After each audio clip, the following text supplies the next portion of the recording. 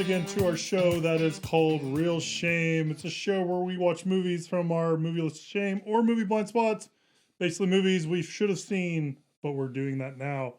My name is Adam. My name is Andy. And this week we're watching two movies that I've never seen.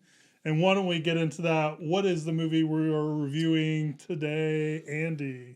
In 1890s Alaska, a lone prospector searching for gold finds himself falling in love with a boomtown dance hall girl in the gold rush.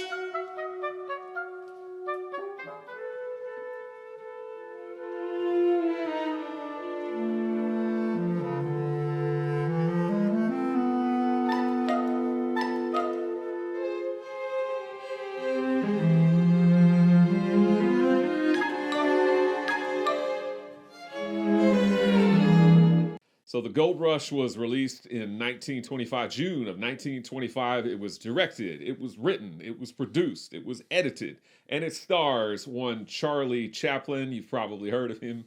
The movie itself was distributed by United Artists. United Artists was a company that was founded in 1919, so it was 6 years old at this point. And United Artists was founded by a group of United Artists. It was founded by director D.W. Griffith, Mary Pickford and her husband, Douglas Fairbanks Sr., and one Charlie Chaplin. The four of them started United Artists, which is still going strong today, still a production company that is alive and well today. It stars Charlie Chaplin, obviously, as the tramp or the lone prospector, whatever you want to call him. Max Swain plays Big Jim McKay. Tom Murray plays the outlaw Black Larson, who's wanted by the law. Malcolm Waite plays Jack Cameron.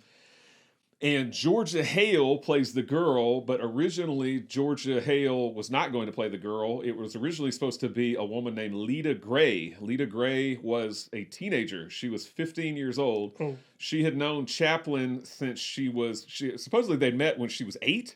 And then when she was 12, she was in the film that he did before the Gold Rush, The Kid, with Jackie Coogan that he had done. A movie that he was in, he directed another movie in between the Gold Rush and the Kid, but we'll talk about that later. But Lita Gray was romantically involved with Chaplin, even though she was 15 and he was 35 at the time. Oh, Jerry Lee Lewis kind of thing. Yes, and she got pregnant, so she could not appear. So they got hastily married. She was again, I think I said, but maybe I didn't. She was his second wife, so he had already been married at this point again to a teenager. So yeah, very Jerry Lee Lewis. But he married Lita Gray, pregnant at 15 with his child. They had one other child together before they got divorced. Chaplin was married 4 times. Let's just get this out. Chaplin was all about the ladies. He had 4 marriages. Only the last one lasted until the end of his life. That was his longest one. But most of his marriages were fairly short-lived. And he had plenty of affairs, including reportedly with Georgia Hale, who went on to play the girl in this movie.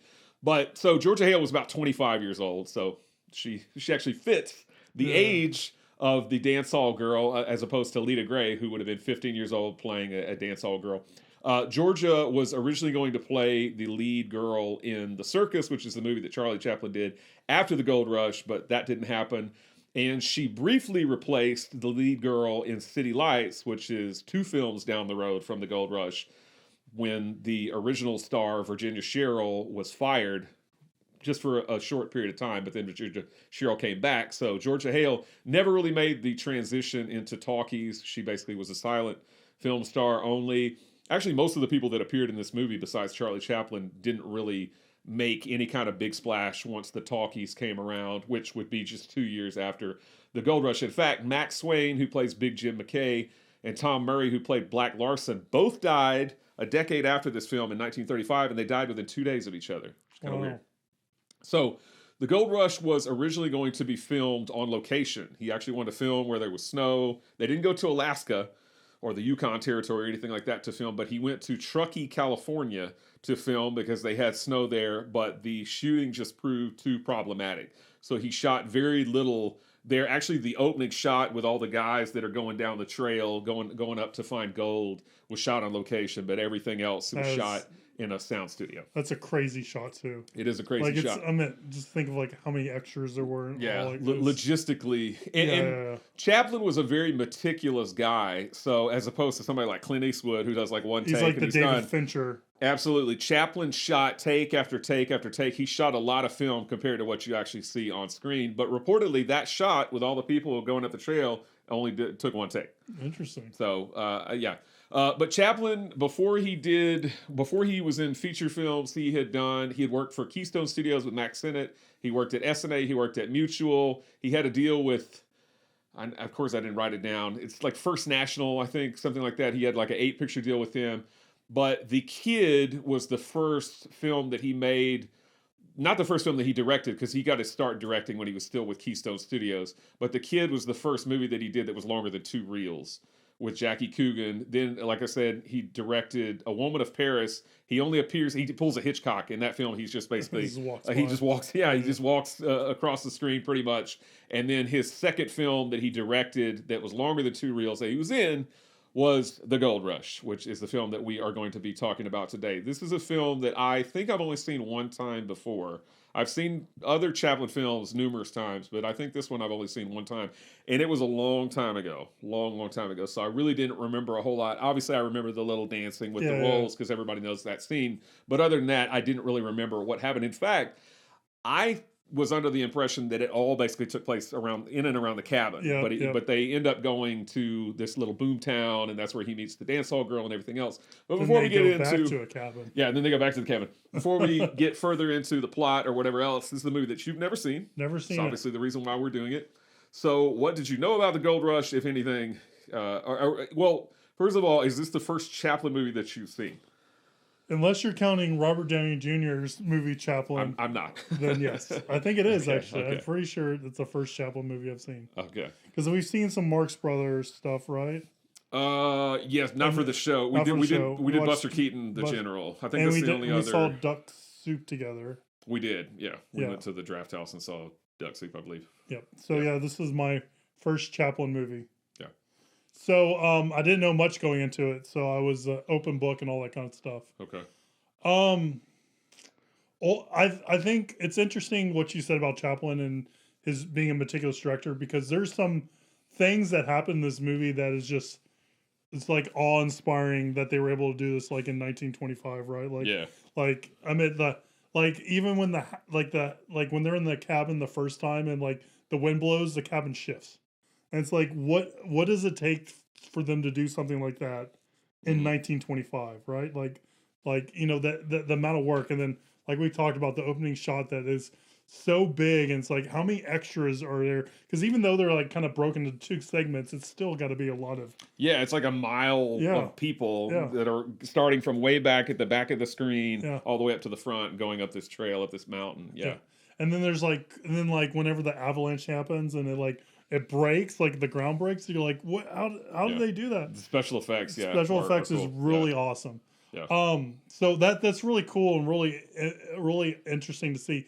Ultimately, like with the movie, it felt like it was 2 different ideas combined into one movie, right? Because I felt like the cabin stuff kind of, you know, was its own thing, and even though we kind of at the end when he's on the steamboat or the boat, you know, kind of circles back, and you know, even the person he connects with, was it Jim, or who's the Big Jim McKay is the guy that they both become millionaires. Yeah. So even though he comes back in the picture, it still felt pretty, felt pretty separate from everything else. And then we had all the dance hall kind of stuff. Mm-hmm. So I wish there was more through line. Like maybe Georgia be introduced a little bit earlier. I wish they didn't feel like 2 completely separate ideas kind of butted together. That kind of like took me out of it. Not take me out of it. I just didn't think it was very good storytelling on there. Yeah. So that kind of bothered me a little bit. The other thing is and it kind of reminds me of what you were saying with Bodu saved from drowning. I am surprised on how like unlikable his character is to me, right? Because he lets himself in these cabins, like he like even in the last one when he goes in, he's like watching the cabin while the guy goes out and like mines gold. Like he's like he destroys it whenever Georgia comes around. Like he like throwing things around everywhere, and like he's like I'm like this guy's like an a-hole. Like he doesn't care about anyone's property, or when he's shoveling snow and stuff. Like he's shoveling in front of other people's thing. And it's like, is he oblivious? Is he doing it to make more money, or is he just doing it because he doesn't care? And it's just like he does. Like I always thought of him as like this like little scamp and this lovable little guy. You know, not seeing any of the movies, but I always thought like he's gonna be like more like a Mr. Bean kind of character where he kind of gets in over his head and all that leaves the hilarity ensue. But sometimes it's like, man, he's mean. Like he does some pretty mean things. I don't know if mean's the right word. But I mean, he trashes the dude's house. Obviously, he picks it up, but he like takes the like everything, just like destroys it. Okay. Yeah, right. I think so. I mean, but not like maliciously. It's not like he's like, I hate this guy. He's just like really happy, so he's like takes a flower and like flings it out everywhere and stuff like that.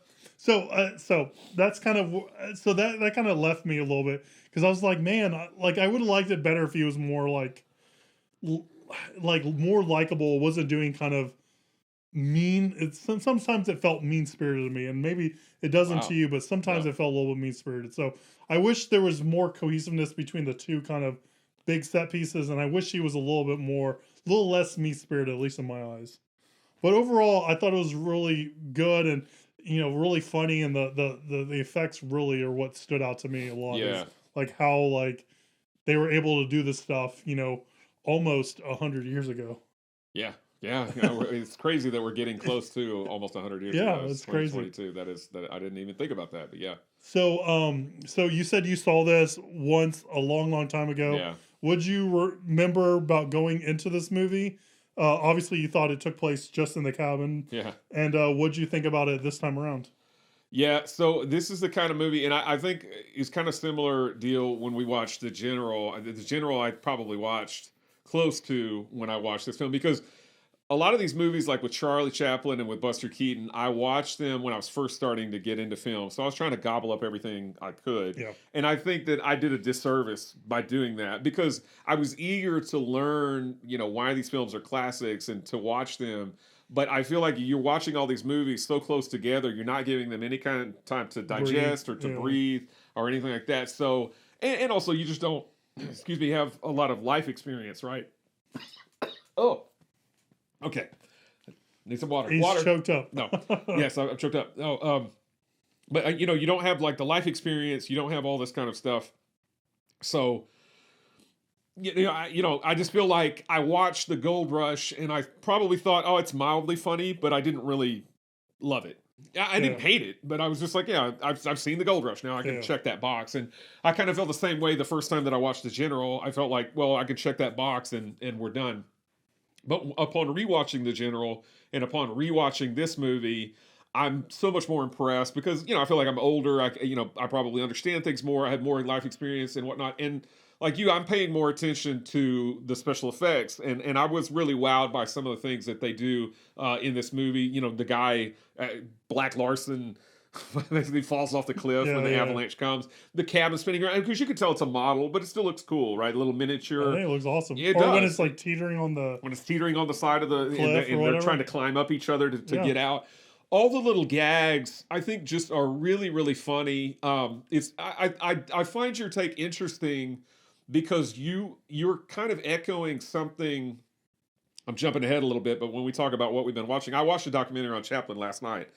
And one of the criticisms, not necessarily of this film, but one of the criticisms of some of his later films is that they felt like they're kind of these disparate stories that are smushed into one movie. Mm-hmm. Again, they said that about a later film, but I don't have the same sentiment that you have, but I can see why you say that because I feel like, obviously Chaplin came from doing 1 and 2 reel kind of things. And most of the time it was one kind of running gag throughout the whole thing. I mean, there's a lot of different funny things that happen, but it's all kind of tied into one story. Yeah. And in this, you're right. I mean, he is balancing, all the funny stuff in the cabin, turning into a chicken, at least in the one guy's mind. I thought it was awesome. Yeah, it's funny. Or eating the shoe or all of those kind of things. And then there's this love story basically with him and Georgia, and actually the part where he does the famous scene where he does the Oceana roll, where he dances with the rolls,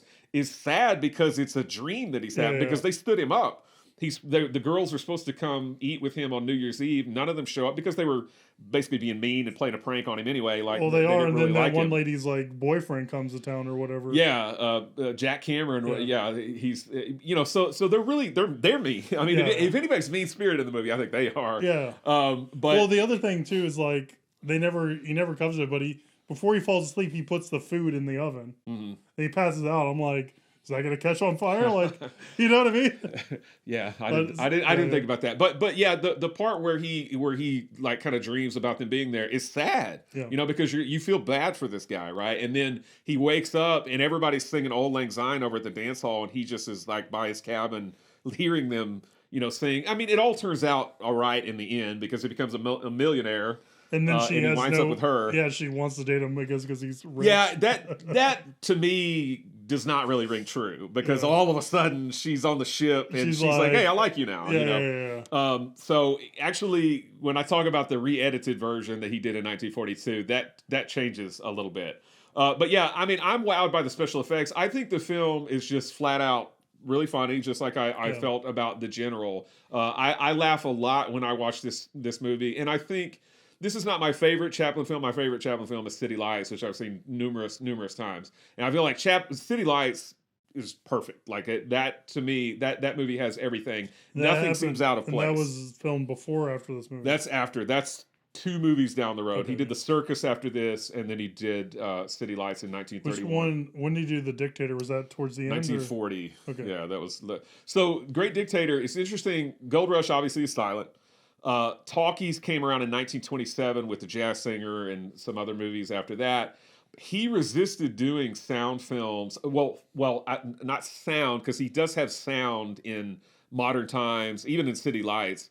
But he resisted doing full-on talkies until The Great Dictator. So it wasn't until 13 years after the first talkie that he actually has his first movie that's all talking. He's like, maybe this talking film thing is going to actually work out. He was a little bit apprehensive because the Tramp had always been... So at this point, the Tramp had been around, I think, 11 years. The character itself first appeared in 1914 in a short film called Kid Auto Races at Venice. So the Tramp was 11 years old, the character was.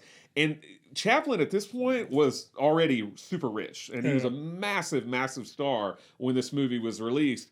So everybody knew the Tramp as silent. So he was kind of afraid to have the Tramp actually have sound, right? To actually have vocals. So in City Lights and in Modern Times, there is some dialogue, there's some gibberish dialogue, there's some sound cues, there's some music cues, but there's not like full-on speaking in either one of those movies. It's not until The Great Dictator. And then after The Great Dictator, because he's not super prolific as far as his output, because again, he's very meticulous, and it took him years to come up with ideas, to write those ideas, to perfect those ideas, to shoot those ideas. Sometimes a movie might take him a year to shoot everything, or make it all the way, or post-production, all that kind of stuff. So after The Great Dictator, he did Limelight in 1952. He did Monsieur Verdoux, which I think came out in the 40s, late 40s. And he did A King in New York. And those are the only 3 films that he appeared in. He directed one other film, A Countess from Hong Kong, with Marlon Brando. And Marlon Brando said Charlie Chaplin was a dick. He said he was an asshole. That he was. In fact, Marlon Brando said in his biography that Chaplin was one of the most sadistic people he'd ever met, which is interesting because I haven't really heard that. I've seen several documentaries on him, and I've read a lot about him. I mean, I've heard he's definitely a perfectionist, and he definitely could get an attitude and could be mean at times, but I don't know about the most sadistic person. That seems a little extreme. But Brando tells a story about how Chaplin hadn't seen one of his kids, because Chaplin had 11 children. because he had four marriages. Only one of those marriages produced no children. His final marriage to Una O'Neill, she's Eugene O'Neill's daughter, they had 8 kids. Oh my gosh. In that one marriage. But one of his children he hadn't seen in a while, and the guy, and he was grown. The child was grown.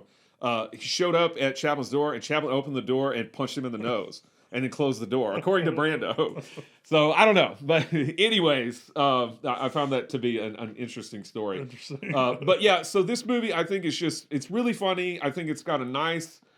And the kid has it as well, and I think the circus, I think pretty much all of his movies have a nice combination of some tenderness, some dramatic kind of, poignancy, some pathos, some tear-jerking moments even in some of his films. I mean, this film, I wouldn't say makes you cry, but some of his films down the road do, and The Kid is a kind of a sad film, although I think the ending turns out okay in that movie. But this movie is interesting to me also because if you watch Chaplin's other films, most of them don't have happy endings. And this film does. I mean, the guy's a millionaire, and he gets the girl at the end. But most of Chaplin's movies do not wind up that way with the little Trent character. They're either ambiguous or they're kind of bittersweet endings. But this one is just a flat-out pretty happy ending, even though I do think it kind of comes out of left field. Not the millionaire part, but him winding up with the Georgia Hale character. But he...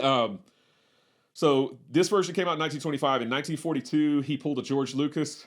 And he had Greedo shoot first. No, I like that. He did tinker with this movie a little bit. He added, so apparently he cut out he added some better special effects. Yeah, some better special effects. Apparently he cut out all the title cards, so all the dialogue that they say, and he just provided narration to say what was going on screen. There's a new musical score, and I've not seen the 1942 version, but there's a new musical score. The 1942 version was, I guess, faster because it's 24 frames per second, and the old silent films weren't that, so it's a little bit faster because it's a sound film suddenly. And then again, apparently a change that I read about the whole love romantic kind of relationship story is that in the original version, the 1925 version, the girl, because she's just credited as the girl, so Georgia Hale's character writes that note to her boyfriend that says, "I'm sorry about last night. I love you. Like, forgive me," or whatever. And the guy, to play a prank, gives it to Charlie Chaplin and says it's from her, right? And doesn't explain anything. Apparently, he cut that out. In the 1942 version, she writes the note, and it is given to him basically directly from her. Gotcha. So then when they hook up on the ship, it's like, oh, it's not as unexpected because she actually wrote a letter that said, "I love you." Gotcha. So it's I actually feel like that makes more sense. It does, than the 1925 version. But yeah, I've never seen the 1942 version. But when the 1942 version was released, it took him 17 years to figure that out. Yeah, when the 1942 version was released, it was nominated at the following year's Academy Awards for Best Music and Best Sound, but it did not win either award. Gotcha. Well, for the version we watched, the 1925, there was a lot of like themes from other like classical scores and stuff like that, right? Yeah, you got that from there. Yes, okay. yes, yeah. And I mean, that's the thing with these silent films. Depending on where you watch it, it could have a completely different musical score. And these things get released on Blu-ray with like a new score that somebody has done, or with a, so you might watch a version that somebody else does, and they have completely different musical scores. You need like an electronica score. Like, has Tangerine Dream ever scored one of these silent films? Probably. At some point they probably have. I'd be on board for that. Yeah. So I'm glad you brought that up, actually. Some of these silent films, I feel like the music gets very repetitious. Yes. And very grating. I don't feel like that with this movie. I don't know if you paid it, if the music even stood out to you at all, or if you were like, whenever they started playing like themes, like I don't think Peter and the Wolf was in this one, but it would be something like that. Something akin to that. Yeah, you're like dun dun dun dun dun dun. You're like, okay, I know what that is. I've heard that before, right? Yeah. So there was a couple times where I'm just like, okay, I've heard this before, right? That kind of stood out to me. Yeah. But all in all, it wasn't that great. I don't think it was grating at all. Yeah. Oh, well, that's good. That's good. Yeah, because some of these silent movies, I like the movie, but they turn me off because the score is so mind-numbingly repetitious. So it's like, oh my God, you almost want to mute it, which probably wouldn't be bad. But before he closes out, the one last thing I wanted to call out was, I liked how when they ate the shoe in the cabin, right? which I don't know. That looked like it wouldn't be tasty. But I liked how for the rest of the movie he was basically without a shoe. He has his foot wrapped up. He has his foot wrapped up. I thought that was so cool because like I just don't. I mean, it just I don't think movies would do that these days, or have that as an ongoing gag. They'd find a reason for him to find a shoe or something like that, or maybe he had like a spare somewhere. So, but I liked how that kind of carried through like the rest of the movie. Apparently, the shoe was licorice. That's how they made it. That's what I was trying to figure out what it was made out of. Okay. Yeah. No, that's a great part of the movie because he's chewing on the so he's eating basically the bottom with all the nails. It's the sole, and the nails are like chicken bones. He's kind of sucking them, and he does like a little wishbone to he has it like hanging out the guy, and he treats the shoelaces as basically spaghetti. Yep. That kind of thing. So they point that out in the documentary that I watched recently. They point that out because not necessarily he was the first person, but that's an early example of a comedian who's taking like a household object and treating it as something completely different. Yeah. They point out another example where he is in a short film, like a one-reeler, where he's working in a pawn shop and a guy brings in a clock, and so he brings out like a stethoscope, and it's almost like it's a patient on an operating table, something like that. So this is kind of another example of that. But yeah, the documentary that I watched, I thought was really good. Again, I'll get to it once we kind of close this out. And I liked how I don't know how many movies like have it where, because you see in cartoons all the time when they look and someone turns in, you're so hungry, someone looks like a hot dog or chicken. But it's so interesting that like in a live action movie, that they did something like that. And apparently, originally it was a double that was wearing the chicken suit, but he couldn't make the movements like Charlie Chaplin would have. So Charlie Chaplin himself actually put on the chicken costume. And the beginning of the film, when Charlie is walking along the edge of the cliff, there's an actual real bear that comes out. But later the bear is fake. Yeah, when the bear comes to the cabin, it's like a costume. A guy in a costume. It looks like it looks like Jim basically in the bear costume. Yeah, it like does. He's the size of Jim. He's got that gut. But another thing, real quick, another thing about that I really like about watching Charlie Chaplin and Buster Keaton and even, Harold Lloyd is that these guys, I think Buster Keaton gets the most kind of praise or is kind of mostly well known out of the three guys as being super athletic and physical comedy. But all three of these guys did physical comedy. I mean, Chaplin does plenty of physical comedy in this. Maybe nothing in this is as dangerous as something that Buster Keaton would have done, but still he does some pretty cool, impressive things. You have to learn how to like fall down and without hurting yourself because you're doing it take after take after take and stuff like that. But, silent film comedians, they didn't have sound to work with, so they have to sell everything with their body. And I think, obviously Chaplin was a master at that, and so was Keaton and Harold Lloyd and these other silent film comedians, but they're really good at just movements, at precise movements. They can move like a dancer at times. They can be very kind of balletic. So it's really cool to watch these kind of silent films. And I know silent films turn a lot of people off. I mean, most people will go through their entire lives without ever having watched a silent film. A lot of people will go through their entire lives without having watched a black and white film. And, that's fine. Whatever floats your boat. But I feel like if you're going to watch a silent film, watch something like The Gold Rush because it's really funny. A lot of the gags, I mean, they still absolutely work 100% today. So I think that everything, or most everything, I think still holds up. Some of the melodramas a bit much, maybe, and them kind of hooking up at the end maybe comes a bit out of left field, but still, this is a great film. I mean, and very funny. And if nothing else, you'll be impressed by the special effects. Yeah, for sure. Which are really cool. I know there's some matte paintings in there. I'm pretty sure the miniatures, just everything. It's really, really, really neat stuff. All right, where was I? I got so many notes on here. So this film is currently on HBO Max. Yes.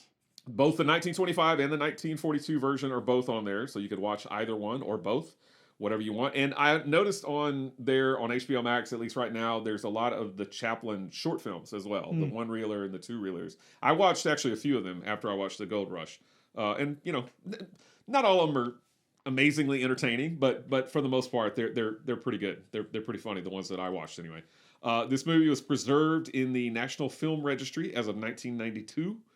And on the AFI 100 Years, 100 Movies list that they came out with in 1998, it was ranked at number 74, When they came out with an updated list in 2007, it moved up to number 58. And on AFI's 100 Years, 100 Laughs list, it is ranked at number 25. It is 100% fresh on Rotten Tomatoes, and it's got a 93% audience score.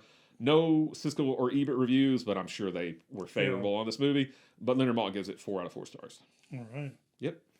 Well, that was our thoughts on Gold Rush. And on these Monday episodes, we always like to talk about what we've been watching.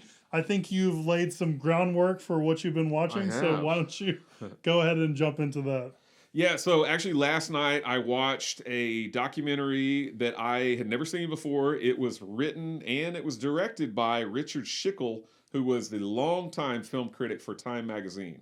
Long time critic for them. I didn't even know that he ever did any but this is not the only documentary that he did. He's done some others, but I found this to be a really illuminating documentary. So the other documentary on Charlie Chaplin that I've seen in the past, it does not have a Blu-ray release. Neither does this one that I watched. This one is called Charlie: The Life and Art of Charles Chaplin. The other documentary that's really good on him was done, and there's plenty of documentaries, I'm sure, on him. Yeah. But there's another one that came out in England. It was a British miniseries back in the early 80s called Unknown Chaplin, which is really good. It's 3 episodes, each about an hour long, so it's about 3 hours long, something like that. But they're both really, really good. So he died in, I think, 1977. So by that point, he had already passed away. But there's tons of footage of him. With his family and outtakes and all kinds of stuff like that. So there's a lot of fascinating stuff. But this one that I watched, Charlie: The Life and Art of Charles Chaplin, came out, I think, in 2002. And a lot of the people that worked with him were still alive at that point. They were old, but they're in the documentary. So there's a lot of talking heads that kind of talk about his career and what working with him was like. Sidney Pollack actually narrates the whole thing, the actor. But yeah, I thought it was really cool. And again, that was not on HBO Max, but you can watch. I think HBO Max right now has a bunch of his early short films, and it has pretty much his entire catalog of like The Kid and City Lights and Gold Rush and all of those movies, at least right now on HBO Max. So if you're interested in watching any of Chaplin's films, silent or otherwise, I think they're pretty much on HBO Max. Other than that, I watched, and this is because of the film we're going to talk about on Wednesday, this was a rewatch for me, To Be or Not to Be, which was a movie that came out a comedy that came out in 1942. It stars Jack Benny, Carol Lombard, who was the wife of Clark Gable, which is why I watched it, because we're going to talk about Clark Gable on Wednesday, and a very, very young Robert Stack. So if you only know Robert Stack from Unsolved Mysteries, you might be surprised. He's a very handsome guy, but he's super young in To Be or Not to Be. But To Be or Not to Be, I like that movie. It was actually remade by Mel Brooks years later with Anne Bancroft, his wife. I feel like we talked about this before when we were talking about Casablanca. Is that right? We might have. Maybe it was The Have and Have Not. We might have. I'm not sure. Okay. But yeah, To Be or Not to Be is just a funny comedy. It's directed by Ernst Lubitsch, who was like a comedy master. He's a very, very revered guy by his peers. Very good at writing and directing comedies. But it's a very funny movie. Obviously, it takes place during World War II, right, kind of in the midst of World War II. And it really, really lampoons Hitler in a big way. But it's a very, very funny movie. It's good stuff. I like it. Cool. Yeah. What about you? What have you been watching? All right. Well, I've been watching a bunch of random things, but one of the things I want to highlight is we watched Tick Tick Boom. Boom. It's not isn't there a song that's like Tick Tick Boom? Yeah. Click boom. Click boom. Yeah, like by Drowning Pool or something like that. I don't know. This is Lin-Manuel Miranda's directorial debut. Stars Andrew Garfield, and it's about the fella who made Rent. Jonathan Larson. Thank you. I was blanking on his name there. And so Andrew Garfield plays Jonathan Larson. And I'd say this movie is actually pretty good. Yeah. I've been hearing a lot of buzz about Andrew Garfield's performance. I've heard that he kind of learned to sing for this movie. Like, he wasn't a very good singer and all that kind of stuff, but took lessons for like over a year and kind of learned how to sing. And I think he does a pretty good job. Lin-Manuel Miranda, got the score from prior, Jonathan Larson works and stuff like that. So it's very much in and of Jonathan Larson. It's basically about the story of Jonathan Larson's kind of life leading up to Rent, where he's like turning 30 or almost turning 30 and thinking like he's never going to be successful and all this kind of stuff. And some of his friends are kind of moving on with their life and, you know, finding, you know, careers that are outside the theater. And he's looking up to Stephen Sondheim and he's hoping to like be, you know, the next big thing, and, you know, kind of follows that trajectory of his career. And I think this is based off, actually, I know it's based off a one-man play that he wrote. I don't know if it ever performed or not, but it is based off of one-man play that he wrote with this. So I thought it was really good. I think it's worth watching. It's on Netflix, so it's pretty easy to kind of sit down and put on, and I'd recommend it. Have you heard anything about it? Yeah, I mean, I'm familiar with what it is. Jonathan Larson is pretty hot right now. I mean, I know he's dead, but Tick Tick Boom came out, and the other one is Dear Evan Peters, right? That's another Jonathan Larson. Was that Jonathan Larson? I think it is. Okay. So I think he's kind of all the rage right now. He's had a resurgence. Yeah. Because before this, I'm only familiar with Rent, other than I mean, he passed away. Yeah. Opening night of Rent, apparently. Wow, yeah. Or crazy. Or somewhere around there. It was either like a preview night or opening night. He passed away. It was unexpected and just came out of the blue. So he didn't even get to see his own work take off and be beloved by, you know, millions of people and stuff like that. Yeah. So that's sad. Yeah. But so it's interesting. But yeah, I guess, you know, with this movie coming out and like you said with Dear Evan Hansen. Or I said Evan Peters. Yeah, that's fine. The actor. Dear Evan Peters. Sorry. Dear Evan. Not Quicksilver. Dear Evan Hansen and coming out probably helped raise this. I mean, we've had like a bunch of musicals this past year in 2021. Yeah, In the Heights, West Side Story. Yeah. This. So yeah. I think I'll check it out. Yeah, I think it's worth checking out. I'll check it out. All right. Anything else? Nope. All right, guys. Well, that is. Yep. Oh wait, yeah. What are you gonna be? Yeah, you got it. What'd you pair the Gold Rush with? Yeah, so the Gold Rush takes place in the late 1800s at what's known as the Klondike Gold Rush up in Alaska, Yukon kind of territory up there.